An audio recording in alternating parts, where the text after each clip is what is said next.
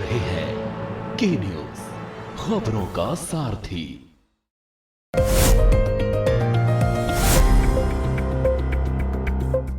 नमस्कार, स्वागत है आपका के न्यूज में। मैं हूं आपके साथ विशाल पंडित। आज हम स्पेशल रिपोर्ट में सबसे पहले बात करेंगे महाराष्ट्र में सरकार गठन को लेकर फंसे पेच की। साथ ही हम बात करेंगे केजरीवाल पर हुए हमले और आप विधायक को लेकर नरेश बालियान की गिरफ्तारी के मुद्दे पर गरमाई सियासत पर। वहीं निषाद राज की राजधानी श्रृंगेरपुर धाम के कायाकल्प सरकार के फोकस करती इस रिपोर्ट को। तो अब चलते हैं खबरों के विस्तार पर।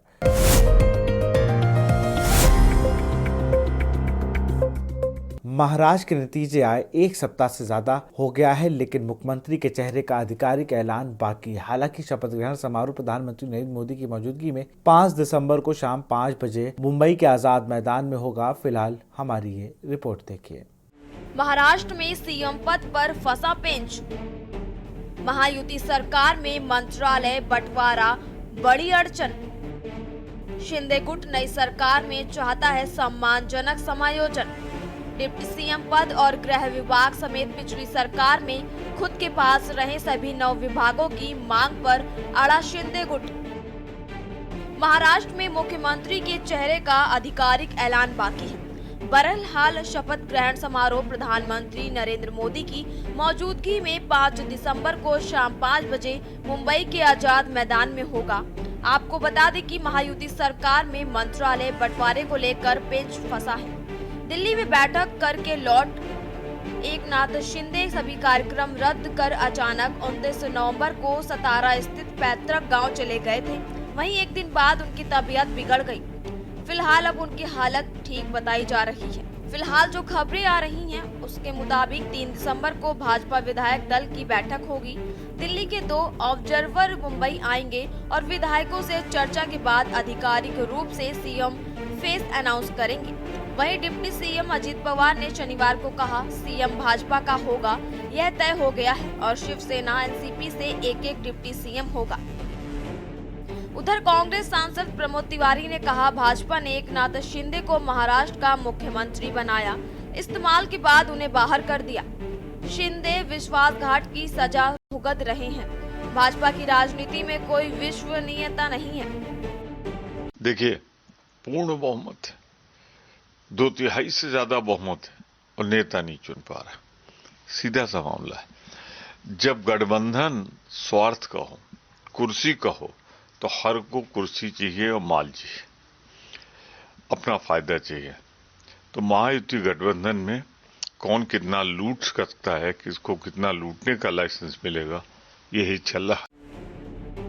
आपको बता दें कि शिंदे सरकार में डिप्टी सीएम देवेंद्र फडणवीस के पास ही गृह मंत्रालय था। वह इस मंत्रालय को छोड़ना नहीं चाहते हैं। वहीं शिंदे गुट का तर्क है कि अगर डिप्टी सीएम का पद हमें न मिल रहा है तो गृह मंत्रालय भी उन्हें ही मिलना चाहिए। बहरहाल शाह के बाद बैठक में भी इसका हल नहीं निकल पाया। पहले गृह मंत्रालय देवेंद्र फडणवीस के पास था। माना जा रहा है कि इस विवाद के चलते शाह की बैठक में कैबिनेट गठन का कोई समाधान नहीं निकल सका। वही माना जा रहा है कि बीजेपी गृह मंत्री का पद कभी हाथ से नहीं जाने देगी। सूत्रों के मुताबिक शाह से चर्चा के बाद भी विभागों को लेकर गठबंधन में खींचातान मची हुई है। भाजपा गृह, राजस्व, उच्च शिक्षा, कानून, ऊर्जा, ग्रामीण विकास अपने पास रखना चाहती है। उन्होंने शिवसेना को हेल्थ, शहरी विकास, सार्वजनिक कार्य, उद्योग ऑफर किया है। वहीं एनसीपी अजित गुट को वित्त, योजना, सहयोग, कृषि जैसे विभाग देने की पेशकश की है। सम्मान पूर्वक मीटिंग अमित शाह के साथ हो गई। वहां अजित दादा थे, देवेंद्र जी थे। तो मेरे ख्याल से आपके पास जो सूत्रों से हवाला आता है उसमें कोई भी तथ्य नहीं है। एकनाथ शिंदे साहब को अच्छी तरह से रिस्पेक्ट दिया गया, उनके साथ बातचीत हो गई। उन्होंने सम्मान पूर्वक जो मांग की है वो अमित शाह साहब नरेंद्र मोदी साहब के साथ बात करके पूरा करेंगे, ये विश्वास। कुछ नहीं है, वैसे इनफॉर्मल डिस्कशन हुआ। बस अपना सार्वजनिक जीवन में कैसा आपका आचरण होना चाहिए, कैसे बोलना चाहिए, लोगों के साथ कैसे मिलना चाहिए, क्या करना चाहिए, वैसे ही वेरी इनफॉर्मल। वैसा कुछ नहीं है जैसा लोग सोचते हैं बहुत बड़ा ऐसा कुछ हो गया होगा, पहाड़ टूट गया, वैसा कुछ नहीं है, वेरी नॉर्मल। बात ऐसी है, महाराष्ट्र में एक ऐसी सरकार सुप्रीम कोर्ट के प्रोटेक्शन में चली जो संविधान के खिलाफ घटनाबाह्य सरकार चली। उनके लिए डीवाई चंद्रचूड़ जिम्मेदार है, सुप्रीम कोर्ट जिम्मेदार। अब ये जो केयर टेकर गवर्नमेंट है वो भी संविधान के खिलाफ चल रही है। 10 दिन हो चुके हैं, उनके पास भारी बहुमत है, भारी शैतानी बहुमत, अकेले बीजेपी के पास बहुमत है, फिर भी अब तक ये लोगों ने राजभवन में जाकर सरकार बनाने का दावा नहीं किया है। क्यों? अगर अल्पमत में होते और हमारे पास बहुमत होता तो हम बहुमत में होने के बावजूद ये लोग भाग भाग कर राजभवन में जाते और दावा ठोक देते कि हमारी बड़ी पार्टी है। लेकिन अब बहुमत है, सब कुछ है, 10 दिन हो चुके हैं और सरकार बनाने का दावा तक ये लोग नहीं करते। राज्यपाल ने यहाँ राष्ट्रपति शासन लगाने की सिफारिश करनी चाहिए, इतना यहाँ मेस हो चुका है। तो ये गलत बात है, लेकिन जनता सब देखती है, सब देखा है चुनाव कैसा हुआ, ईवीएम में कैसी गड़बड़ी हुई, पैसा का खेल कैसा चला, हम सब कुछ देख रहे हैं। और आने वाले दिनों में ये जो सब घोटाला गड़बड़ हुआ है उसके खिलाफ राज्य में और देश में एक बहुत बड़ा मूवमेंट चलाने का हमारा प्रयत्न। चुनाव नतीजों के बाद का घटनाक्रम। 23 नवंबर महाराष्ट्र विधानसभा का रिजल्ट आया। महायुति को 230 सीटों पर जीत हासिल हुई। भाजपा ने 132, शिवसेना एकनाथ शिंदे ने 57 और एनसीपी अजित पवार ने 41 सीटें जीती।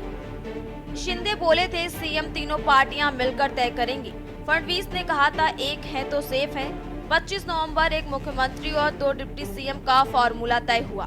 महायुति की पार्टियों में हर 7-6 विधायक पर एक मंत्री पद के फॉर्मूले की बात सामने आई। इस हिसाब से भाजपा के 22-24, शिंदे गुट के 10-12 और अजित गुट के 8-10 विधायकों को मंत्री बन सकते हैं। 27 नवंबर थाने में कार्यवाहक सीएम एकनाथ शिंदे ने प्रेस कॉन्फ्रेंस की, कहा कि भाजपा का सीएम हमें मंजूर है, मुझे पद की लालसा नहीं। 28 नवंबर एकनाथ शिंदे, देवेंद्र फडणवीस और अजित पवार दिल्ली की बैठकों में व्यस्त रहे। करीब 2.5 घंटे तक गृह मंत्री अमित शाह और भाजपा अध्यक्ष जेपी नड्डा के साथ मीटिंग की। शिंदे ने आधे घंटे तक शाह से अकेले मुलाकात की। दिल्ली में बैठक के बाद से शिंदे सतारा जिले में अपने पैतृक गांव चले गए। इस बीच सूत्रों के हवाले से खबर सामने आ रही है, जिसके मुताबिक शिंदे गुट नई सरकार में उप मुख्यमंत्री का पद और गृह विभाग समेत पिछली सरकार में खुद के पास रहे सभी 9 विभागों की मांग पर अड़ा है। सूत्रों के मुताबिक सीएम पर फैसले के बाद ही शिवसेना आगे की रणनीति का खुलासा करेगी। जिन 9 विभागों की मांग की जा रही है उनमें शहरी विकास मंत्रालय भी शामिल है। कहा जा रहा है कि दिल्ली में अमित शाह के साथ सीएम शिंदे, देवेंद्र फडणवीस और अजित पवार की जो बैठक हुई थी उनमें सीएम के लिए किसी की नाम की घोषणा जानकारी नहीं दी गई। केवल यह संकेत दिया गया था कि सीएम भाजपा से तय होगा, वही सीएम शिंदे में शामिल होगा या नहीं, इस पर विचार किया जा रहा है। लेकिन इंतजार इस बात का है कि पहले बीजेपी सीएम के चेहरे का ऐलान करे। वहीं भाजपा ने महाराष्ट्र की नई सरकार के शपथ ग्रहण की तारीख की घोषणा कर दी है। वहीं शिवसेना अपनी योजनाओं का खुलासा करने से पहले भाजपा द्वारा सीएम की घोषणा का इंतजार करेगी। स्पेशल डेस्क के न्यूज इंडिया। दिल्ली के पूर्व मुख्यमंत्री और आम आदमी पार्टी के संयोजक अरविंद केजरीवाल ने पदयात्रा के दौरान खुद पर हुए हमले को लेकर राष्ट्रीय राजधानी में कानून व्यवस्था के मुद्दे पर हमला बोला है। साथ ही विधायक नरेश बालियान की गिरफ्तारी के मुद्दे पर रोष जाहिर किया। केजरीवाल ने केंद्रीय गृह मंत्री अमित शाह से कई सवाल पूछे। इस रिपोर्ट को देखिए। जबरन वसूली मामले में गिरफ्तार आम आदमी पार्टी के विधायक नरेश बालियान का मामला तूल पकड़ता जा रहा है। आप बीजेपी में इस मामले में तकरार शुरू हो गई है। बता दें कि रविवार को विधायक नरेश बालियान को राउज एवेन्यू कोर्ट में पेश किया गया।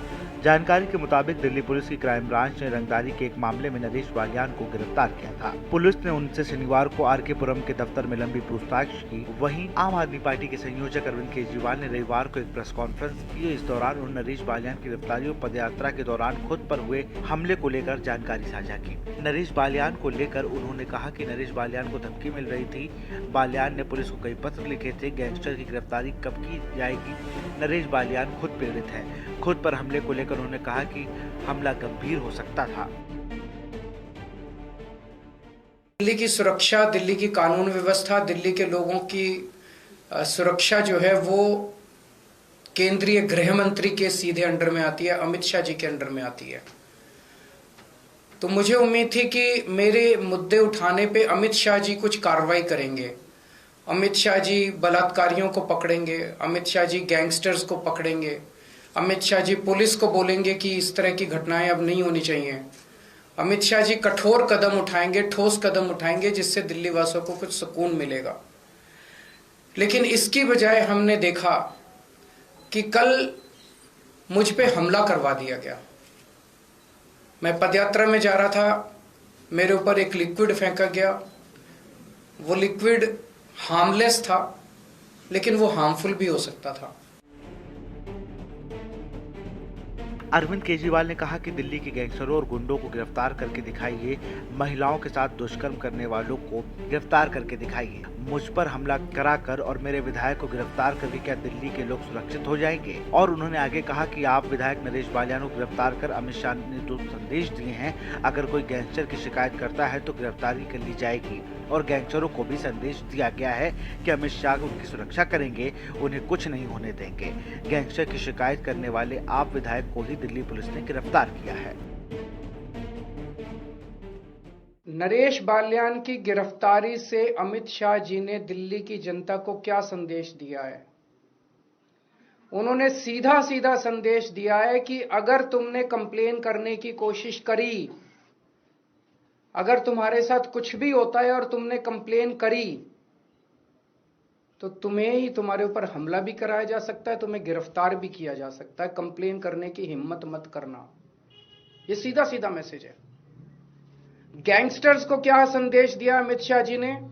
कि मैं हूं तुम्हें बचाने के लिए, चिंता मत करना। कोई कंप्लेंट आएगी, कंप्लेनेंट की ऐसी तैसी कर देंगे, कंप्लेन करने वाले की ऐसी तैसी कर देंगे, तुम चिंता मत करना, मैं बैठा हूं गृह मंत्रालय में तुम लोगों को बचाने के लिए। तो मैं इस वार्ता के माध्यम से अरविंद केजरीवाल और संजय सिंह दोनों से कहना चाहता हूं,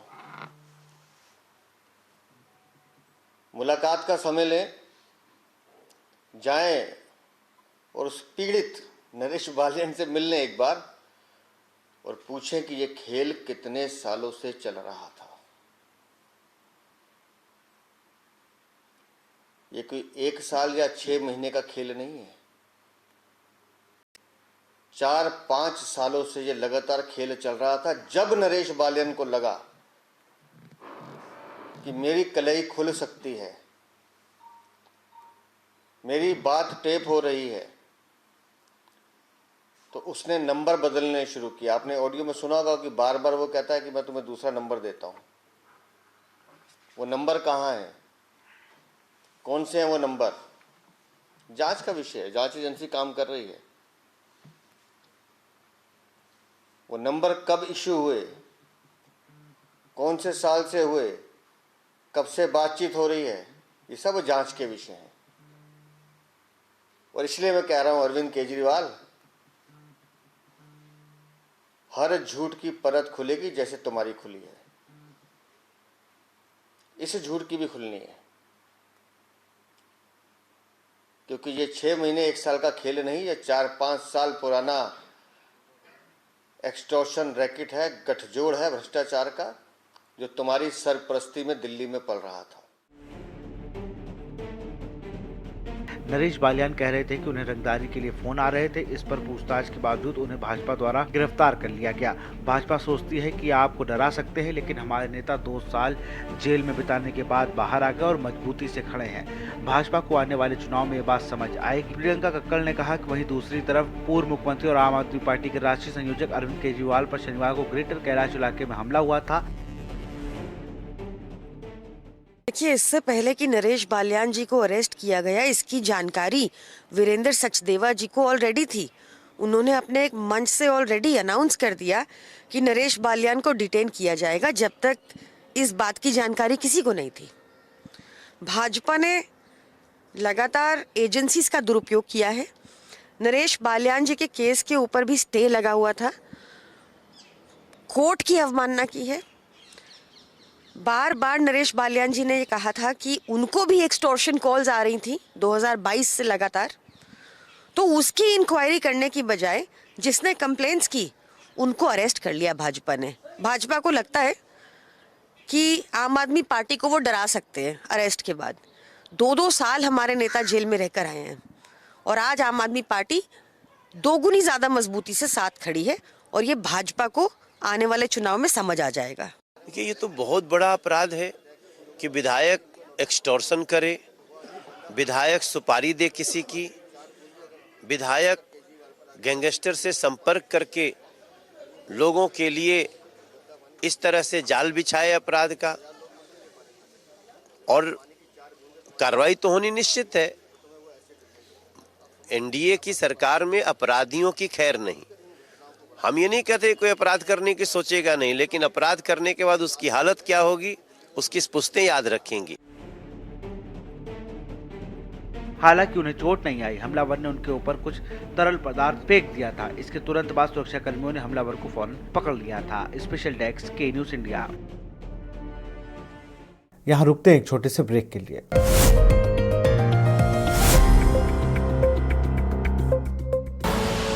आप देख रहे हैं के न्यूज, खबरों का सारथी।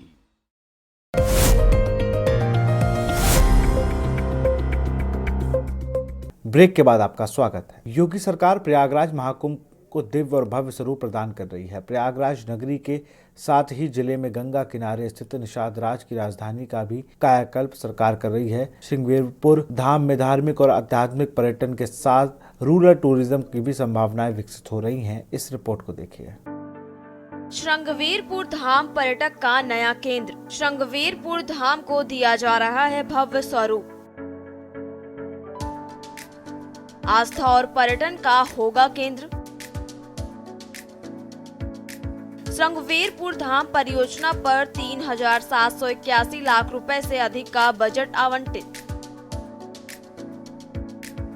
13 दिसंबर को पीएम मोदी करेंगे 51 फुट ऊंची प्रतिमा का उद्घाटन।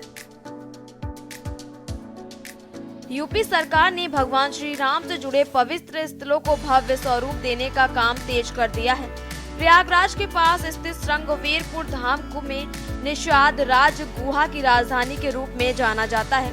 बता दें कि श्रृंगवेरपुर धाम परियोजना पर 3,781 लाख रुपए से अधिक का बजट आवंटित किया गया है। 2 चरणों में निर्माण पूरा होने के करीब। पहला चरण 1963.01 लाख की लागत से निषाद राज और भगवान श्री राम मिलन की भव्य मूर्ति की स्थापना, ओवरहेड टैंक, बाउंड्री वॉल, प्रवेश द्वार, गार्ड रूम और पोडियम का निर्माण। दूसरा चरण 1818.90 लाख की लागत से गैलरी, ध्यान केंद्र, care taker room, cafeteria, pathway, पेयजल और टॉयलेट ब्लॉक का निर्माण। 6 हेक्टेयर में फैले इस पार्क में सोलर पैनल, मुक्ताकाशी मंच, पार्किंग और लैंडस्केपिंग जैसी सुविधाएं शामिल। दरअसल रामनगरी अयोध्या में भगवान श्री राम के मंदिर के भव्य निर्माण और गर्भगृह में रामलला की प्राण प्रतिष्ठा के बाद अब प्रभु राम के अन्यन के भक्त निषाद राज की राजधानी श्रृंगवेरपुर को भी भव्य स्वरूप दिया जा रहा है। यूपी की पूर्व की सरकारों में उपेक्षित रहे प्रयागराज के श्रृंगवेरपुर को मुख्यमंत्री योगी आदित्यनाथ ने नई पहचान दी है। सामाजिक समरसत्ता के प्रतीक इस स्थान को धार्मिक और सांस्कृतिक पर्यटन के साथ अब रूरल टूरिज्म के साथ भी जोड़कर विकसित किया जा रहा है। आपको बता दें कि श्रृंगवेरपुर धाम को ग्रामीण पर्यटन का हब बनाने की तैयारी है। वहीं स्थानीय निवासियों को मड हाउस या हट बनाने के लिए प्रोत्साहित किया जा रहा है। थीम आधारित पेंटिंग और स्थानीय खान पान पर्यटकों को ग्रामीण जीवन का अनोखा अनुभव देंगे। वहीं पर्यटकों को स्थानीय हस्तशिल्प और सांस्कृतिक कार्यक्रमों का हिस्सा बनने का अवसर मिलेगा। महाकुंभ 2025 के दृष्टिगत हम लोगों ने श्रृंगवेरपुर, जो कि रामायण सर्किट के अंतर्गत आता है, हम लोगों ने वहाँ पे निषाद राज पार्क का निर्माण कार्य करवाया है, जिसमें 51 फीट की एक प्रतिमा, जिसमें भगवान श्री राम और राजा निषाद राज गले मिलते हुए हैं, वो प्रतिमा हम लोगों ने वहाँ पे लगवाई है। इसके अलावा हम लोगों ने म्यूरल्स वर्क करवाया है वहाँ पे, जिसमें जो राम से जुड़ी हुई कथाएं और श्रृंगवेरपुर की जो पौराणिक महत्व है, वहाँ की क्या कहानियाँ हैं, इससे रिलेटेड म्यूरल्स वहाँ पे लगवाए हैं। जगह जगह पे हम लोगों ने स्कल्पचर्स का इंस्टॉलमेंट किया है। आज यह निषाद उद्यान जो बना हुआ है श्रृंगवेरपुर धाम में 2025 कुंभ को देखते हुए अभी माननीय प्रधानमंत्री जी द्वारा इसका लोकार्पण होगा। यह अब जब से यह श्रृंगवेरपुर पार्क आज बन रहा है तब से लेकर अभी तक आप समझिए प्रतिदिन 5 से 10 हज़ार पर्यटक श्रद्धालु यहाँ पर आ रहे हैं, घूम रहे हैं, दर्शन कर रहे हैं भगवान राम की इस प्रतिमा का। तो आने वाले समय में यहाँ पर व्यावसायिक रूप से आप समझिए कि बहुत डेवलपमेंट हो रहा है, जो लोगों को रोजगार देगा। यहाँ जो दुकान है कम से कम 10,000 लोग पर्यटक अभी आ रहे हैं और राम वन गमन पुल भी बन रहा है। उसके कंप्लीट होते ही इस पार्क में यह अनुमान लगाया जा रहा है कि जब से पुल सुचारू रूप से चालू हो जाएगा कम से कम 50,000 लोग प्रतिदिन इस श्रृंगवेरपुर धाम में इस पार्क में भ्रमण करने आए। बता दें कि श्रृंगवेरपुर धाम का रामायण में भी जिक्र किया गया है। लोगों के मुताबिक श्रृंगवेरपुर निषाद राज की राजधानी थी। यहाँ भगवान राम, सीता और लक्ष्मण के साथ गंगा नदी को पार करने के पहले रुके थे। पार्क के देखते हुए कई लोग यहाँ पे कितने लोगों का आगमन हो रहा है, दर्शकों का आगमन हो रहा है, देखने के पर्यटकों का आगमन हो रहा है। एक और निषाद पार्क के अलावा घाट पे एक पाथवे बन रहा है जिससे हम लोग कोई भी अगर आज श्रृंगवेरपुर आता है तो पाथवे के द्वारा आप सीधे से पार्क आएँ। और कई ऐसे उद्यान जैसे पर्यटक सुविधा केंद्र का निर्माण हुआ है, लोगों को रुकने की सुविधा हुई है, पार्क का निर्माण हुआ है और राष्ट्रीय रामायण मेले का आयोजन यहाँ पे होता है। भगवान राम और निषाद राज की जो गले लगे मूर्ति है ये राष्ट्रीय एकता अखंडता का परिचय देती है। तो यहाँ राष्ट्रीय रामायण मेले का आयोजन होता है और रामायण मेले के आयोजन के साथ और श्रृंगवेरपुर धाम में कई ऐसे धार्मिक अनुष्ठान होते हैं जिससे श्रृंगवेरपुर की पहचान दिलाई जाती है। राम गमन पुल के पूरा होने के बाद रोजाना तकरीबन 50,000 लोगों के इसे देखने आने की उम्मीद लगाई जा रही है। प्रधानमंत्री नरेंद्र मोदी 13 दिसंबर को निषाद राज पार्क का उद्घाटन करने प्रयागराज आएंगे। स्पेशल डेस्क के न्यूज इंडिया। तो स्पेशल रिपोर्ट में फिलहाल इतना ही। देखते रहिए न्यूज इंडिया। नमस्कार।